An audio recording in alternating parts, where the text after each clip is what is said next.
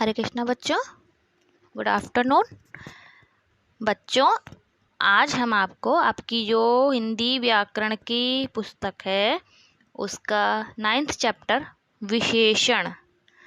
तो बच्चों आज हम पढ़ेंगे विशेषण के बारे में, ठीक है, कि विशेषण किसे कहते हैं। ठीक है, तो बच्चों जैसे आप यहाँ पे एग्जाम्पल देख रहे हो, कुछ यहाँ पर देखो वाक्य लिखा हुआ है। क्या वाक्य लिखा है? ये देखो, बगीचे में सुंदर फूल खिले हैं। तो बगीचे में सुंदर फूल खिले, तो फूलों की क्या विशेषता है? सुंदर।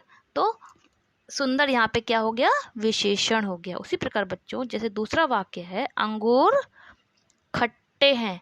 तो अंगूर की क्या विशेषता है कि वो कैसे हैं? खट्टे हैं। ये अंगूर की विशेषता बता रहे हैं। तो खट्टा यहाँ पर विशेषण है। इस प्रकार से दोनों वाक्यों में सुंदर और खट्टे क्या हुआ? ये विशेषण शब्द हुए। ठीक है, अब हम आगे इनकी परिभाषा पढ़ते हैं बच्चों। सबसे पहले विशेषण किसे कहते हैं बच्चों, ये हम जानते हैं। तो संज्ञा या सर्वनाम की विशेषता बताने वाले शब्द विशेषण कहलाते हैं। मतलब जो शब्द किसी संज्ञा या सर्वनाम की विशेषता बताते हैं उसको हम क्या कहते हैं? उसको हम विशेषण कहते हैं। ठीक है, जैसे नुकीला तीर, बुद्धिमान लड़की, मीठे आम। ठीक है, तो इसमें नुकीला क्या हो गया? इसमें जैसे नुकीला तीर की विशेषता है, बुद्धिमान लड़की की विशेषता है और मीठे आम की विशेषता बताई है। ठीक है, इसके बाद हमारा अगला जो है हमारा अगला क्या होता है? विशेष्य। ये तो हमने जाना अभी तक कि विशेषण किसे कहते हैं। ठीक है, मतलब जो शब्द संज्ञा या सर्वनाम शब्द की विशेषता बताते हैं उन्हें विशेषण कहते हैं। अब है विशेष्य किसे कहते हैं। ठीक है, तो विशेषण शब्द जिस संज्ञा या सर्वनाम की विशेषता बता रहे हैं उसे विशेष्य कहते हैं। मतलब जिस चीज की विशेषता बताई जा रही है उसे विशेष्य कहते हैं। जैसे मैंने बताया ना, हरा वस्त्र, या मैंने ऊपर बताया था नुकीला तीर, तो तीर की विशेषता है हरा वस्त्र, है ना। अब जैसे मान लो यहाँ पर एक शब्द दिया है हरा वस्त्र, तो हरा तो विशेषण हो गया और विशेषता हो गई, और वस्त्र क्या है? वस्त्र की विशेषता है कि वो हरा है, तो वस्त्र यहाँ पर क्या हो गया? वस्त्र यहाँ पर विशेष्य हो गया। ठीक है, इस प्रकार से जिस चीज की विशेषता बताई जाती है उसे विशेष्य कहते हैं। ठीक है, उसके बाद नेक्स्ट है हमारा प्रविशेषण। प्रविशेषण किसे कहते हैं? जो शब्द विशेषण की भी विशेषता बताता है उसको हम प्रविशेषण कहते हैं। ठीक है, दोबारा से हम आपको बता रही हूँ, जो शब्द विशेषण की भी विशेषता बताते हैं उन्हें प्रविशेषण कहते हैं। मतलब एक तो हो गया विशेषण, जैसे मान लो हमारे पास एक शब्द है, यह फल खट्टा है, तो खट्टा विशेषता होगा। अब कहें यह फल बहुत खट्टा है, तो खट्टा तो विशेषण शब्द हो गया, और बहुत ये विशेषण की भी विशेषता बताई, तो उसको क्या बोलेंगे? प्रविशेषण। ठीक है, तो इस वाक्य में बहुत प्रविशेषण हो गया। ठीक है, आपको समझ में आ गया विशेषण किसे कहते हैं, विशेष्य किसे कहते हैं और प्रविशेषण किसे कहते हैं। अब आगे हम पढ़ेंगे विशेषण के भेद। विशेषण के कितने भेद होते हैं? ठीक है, तो सब बच्चों विशेषण जो शब्द होता है, जो शब्द मैंने बताया संज्ञा सर्वनाम की विशेषता बताते हैं उन्हें विशेषण कहते हैं। विशेषण के बच्चों 4 भेद होते हैं। पहला गुणवाचक विशेषण, दूसरा संख्यावाचक विशेषण, तीसरा परिमाणवाचक विशेषण और चौथा है सार्वनामिक विशेषण। तो ये 4 प्रकार के विशेषण के भेद होते हैं। ठीक है, अगर आपसे ओरल में पूछे विशेषण के कितने भेद होते हैं, तो विशेषण के 4 भेद होते हैं बच्चों। ठीक है, तो अब हम एक एक करके इन विशेषणों के भेद के बारे में पढ़ेंगे। ठीक है, तो सबसे पहले हम पढ़ेंगे गुणवाचक। ये गुणवाचक विशेषण, गुणवाचक विशेषण किसे कहते हैं? तो बच्चों, जो शब्द किसी संज्ञा या सर्वनाम के गुण, दोष, रंग, अंक, आकार, दशा, स्थिति आदि का बोध कराते हैं, उन्हें गुणवाचक विशेषण कहलाते हैं। मतलब जो शब्द किसी भी संज्ञा सर्वनाम के गुणों का, गुणों में क्या आता है? गुण या फिर उनके दोष या रंग, रूप, आकार, दशा, स्थिति, समय आदि का बोध कराते हैं, उन्हें गुणवाचक विशेषण कहते हैं। अब जैसे इसका हम उदाहरण कैसे देखेंगे? जैसे देखो, उदाहरण है गुण। गुण कौन कौन से होते हैं बच्चों? अब देखो हम गुण देखते हैं। गुण होते हैं जैसे उदार, दयालु, सुशील। ठीक है, अब ये देखो रंग कौन कौन से होते हैं? गोरा, काला, हरा। ठीक है, उसके बाद जैसे स्वाद, नमकीन, खट्टा, मीठा, है ना। दोष, झूठा, दुष्ट, कठोर। फिर आकार, लंबा, छोटा, गोल। और दशा, जैसे अस्वस्थ, सूखा, रोगी। ये सब क्या हो गया? ये अवस्थाएं हो गई। ठीक है, तो अब हम आगे क्या देखते हैं? आगे अब समझ में आ गया आपको गुण कौन कौन से होते हैं? जैसे मालूम कहें बगीचे में लाल फूल, लाल गुलाब खिला है, तो लाल क्या हो गया? लाल गुलाब की विशेषता हो। गुलाब कैसा है? लाल रंग का है, तो ये गुणवाचक विशेषण हो गया। ठीक है, उसके बाद है हमारा अगला है हमारा संख्यावाचक विशेषण। तो संख्यावाचक विशेषण किसे कहते हैं?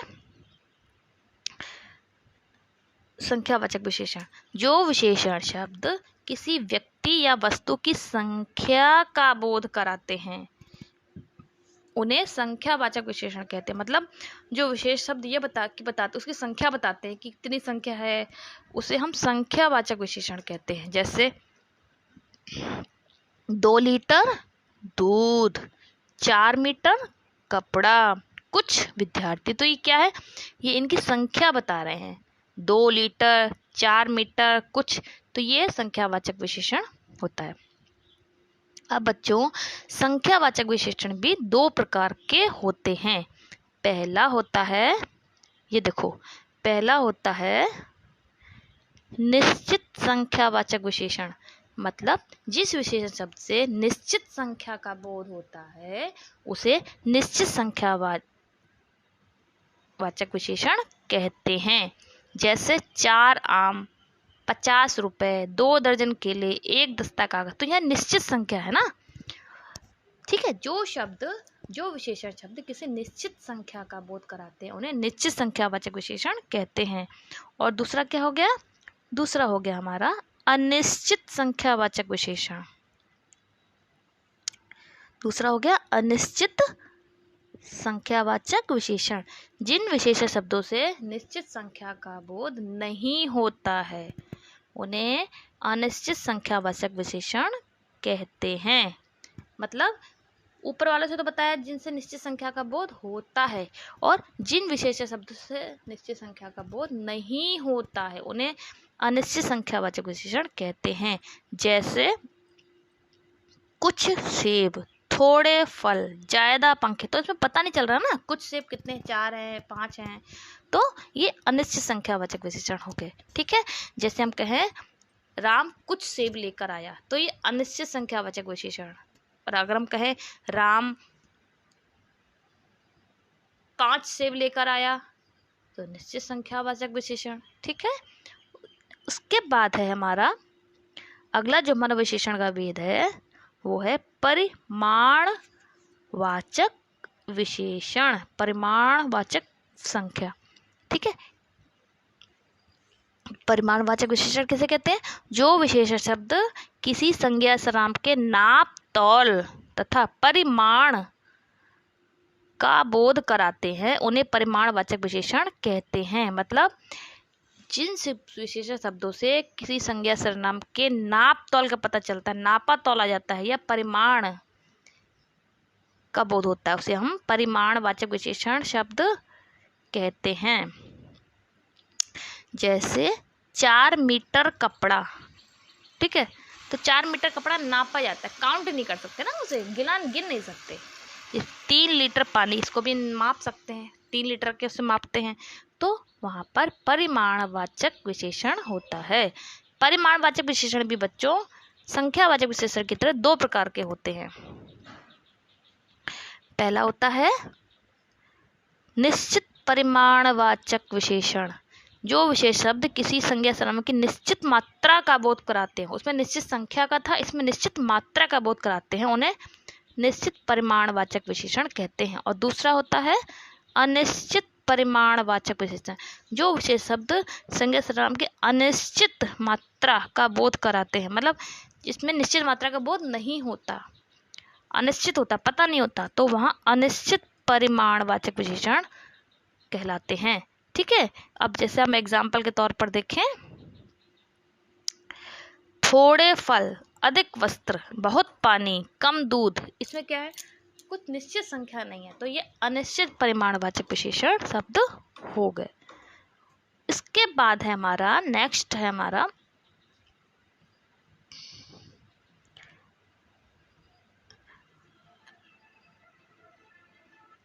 इसके बाद हो गया हमारा नेक्स्ट संकेतवाचक या सार्वनामिक विशेषण। इसको हम संकेतवाचक भी कहते हैं, इसको हम संकेतवाचक भी कहते हैं और सार्वनामिक भी कहते हैं।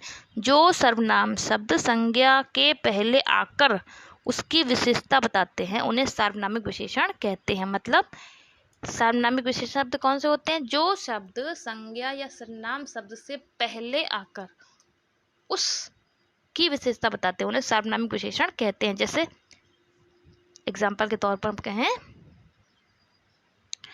यह महल कितना सुंदर है, तो महल क्या हो गया, महल यहाँ पर संज्ञा हो गया और यह सार्वनामिक विशेषण हो गया। यह लड़की मेरी भाभी है, तो यह लड़की क्या हो गई, ये संज्ञा हो गया और वह सार्वनामिक विशेषण हो गया। ठीक है, तो ये मतलब संकेत करते हैं, संज्ञा सर्वनाम के संकेत भी करते हैं, इसलिए इसको संकेतवाचक विशेषण भी कहते हैं। अब इसके बाद अब जैसे बच्चों आप कहेंगे परिमाणवाचक विशेषण और संख्यावाचक विशेषण में तो एक जैसे लगते हैं, उनमें क्या अंतर होता है, तो बच्चों उनमें कुछ अंतर होते हैं। ठीक है, जैसे परिमाणवाचक विशेषण में जब किसी वस्तु की नाप तौल की जाती है तो वह परिमाणवाचक विशेषण कहलाता है, और संख्यावाचक जब बात नापने तौल के स्थान पर गिनने पर आ जाए तो वह संख्यावाचक विशेषण शब्द कहलाता है। जैसे 5 किलो सेब, तुम सेबों को गिन सकते हैं लेकिन मुझे 5 सेब दो। ठीक है, ठीक है, नहीं, जैसे एग्जाम्पल के तौर पर हम कहें 5 किलो सेब, तो ये हमने नापा, तराजू से तोलेंगे है ना, 5 किलो, लेकिन कहें 5 सेब, तो 5 सेब हम काउंट गिन सकते हैं, तो ये 5 किलो परिमाणवाचक कहलाएगा और ये 5 सेब संख्यावाचक विशेषण कहलाएगा। उसी प्रकार सर्वनाम और सार्वनामिक विशेषण में भी अंतर होता है। क्या अंतर होता है, जो शब्द संज्ञा के स्थान पर प्रयुक्त होते हैं वे सर्वनाम कहलाते हैं। जो शब्द संज्ञा के स्थान पर प्रयुक्त होते हैं वे सर्वनाम कहलाते हैं। जैसे यह मीठा है, तो सेब मीठा है, तो सेब की जगह यह यूज हुआ, तो यह सर्वनाम है। और ऐसे सर्वनाम शब्द जो संज्ञा से पहले लगकर विशेषण का कार्य करते हैं उन्हें सार्वनामिक विशेषण कहते हैं। यह फल मीठा है, ठीक है, तो यहाँ पर फल क्या है, फल संज्ञा है, तो यह फल की विशेषता बता रहा है, तो यहाँ पर सार्वनामिक विशेषण होता है। ठीक है बच्चों, उसके बाद बच्चों हमारा अगला है विशेषण की बच्चों कुछ अवस्थाएं भी होती हैं। ठीक है, विशेषण की कुल मिलाकर जैसे हम कहें विशेषण की 3 अवस्थाएं होती हैं, तो विशेषण की अवस्थाएं कितनी होती हैं, विशेषण की 3 अवस्थाएं होती हैं। ठीक है, एक होती है अच्छा, दूसरी होती है उससे अच्छा और तीसरी होती है सबसे अच्छा। तो पहली स्थिति जो विशेषण की होती है, केवल गुण दोष का इसमें वर्णन होता है। केवल रोहन, जैसे रोहन अच्छा है तो गुण दोष का वर्णन हो, तो ये पहली अवस्था, इसको हम कहते हैं मूलावस्था। दूसरी होती है किसी से तुलना की जाती है इसमें, जैसे कि रोहन सुधीर से छोटा है, रोहन सुधीर से छोटा है में तुलना की गई, तो ये उत्तरावस्था कहलाती है। और तीसरी होती है सभी की श्रेष्ठता को बताते हैं, मैं श्रेष्ठ सबसे अच्छा है, जैसे रोहन कक्षा में सबसे छोटा है, रोहन कक्षा में सबसे छोटा है, तो यहाँ पर उत्तमावस्था कहलाती है। तो तीन अवस्थाएं होती है, ठीक है।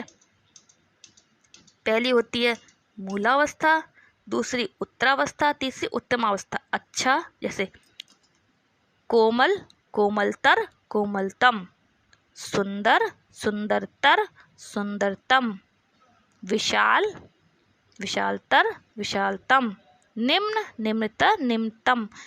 तो इसमें उत्तरावस्था जो होती है उसमें तर तर प्रत्यय का प्रयोग किया जाता है, ठीक है। तर देखो जैसे, ठीक है, तर का प्रयोग किया जाता है, जैसे तर सुंदर तर।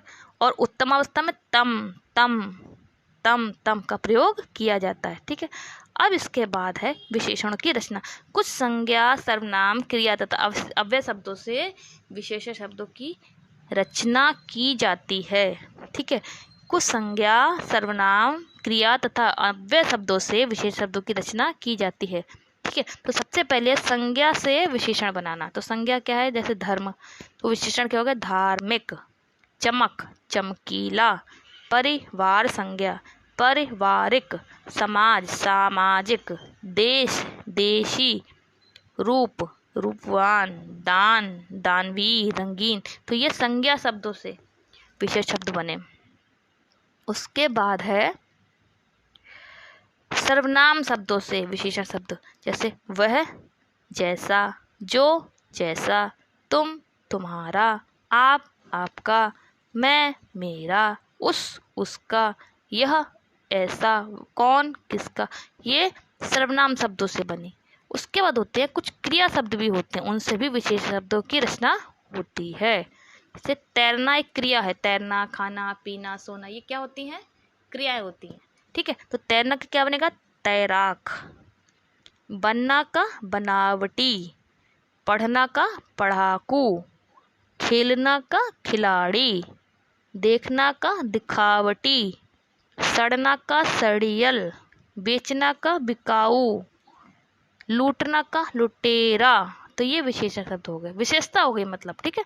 कुछ अव्यय शब्द भी होते हैं बच्चों जिनसे हम विशेषण शब्दों की रचना करते हैं, जैसे बाहर। ये अव्यय शब्द कौन से होते हैं, अविकारी शब्द जिनमें कुछ परिवर्तन नहीं होता, जैसे बाहर, इसका विशेषण क्या बनेगा, बाहरी। ऊपर का ऊपरी, भीतर का भीतरी, आगे का अगला। तो ये अव्यय शब्दों से विशेष शब्दों की रचना हुई। तो आज हमने क्या क्या पढ़ा, सबसे पहले तो हमने ये पढ़ा, सबसे पहले हमने क्या पढ़ा, सबसे पहले हमने पढ़ा कि